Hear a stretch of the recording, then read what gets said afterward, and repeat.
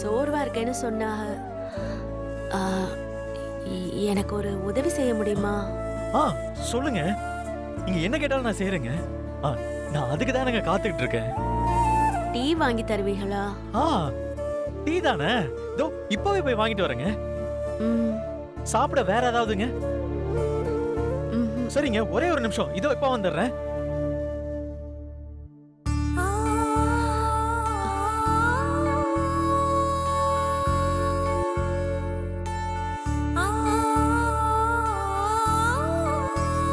முத்தழகு, என்னடி ஆச்சு? டாக்டர் என்ன சொன்னாங்க? வா போலாம். ஏய் வா. முத்தழகு,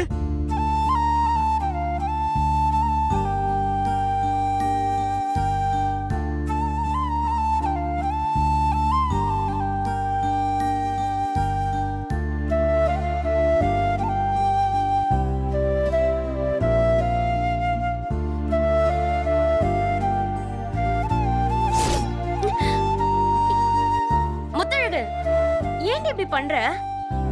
எதுக்கு ஹாஸ்பிடல்ல இருந்து இப்படி பாதியில கூட்டிட்டு வர?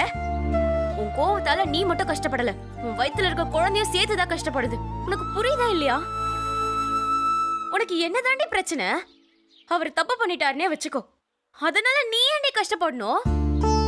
உன் குழந்தைக்கு ஏன் இப்படி அப்பாவோட அன்பு கூட கிடைக்காம இருக்கணும்? ஊரு உலகத்துல 2 பொண்டாட்டி வச்சிருக்கலாம், 2 பக்கமும் காரணம் சொல்லி ஜாலியா வாழ்ந்துட்டு இருக்கான். ஆனா அவர் அப்படி இல்லடி, உனக்காகவே இருக்காரு.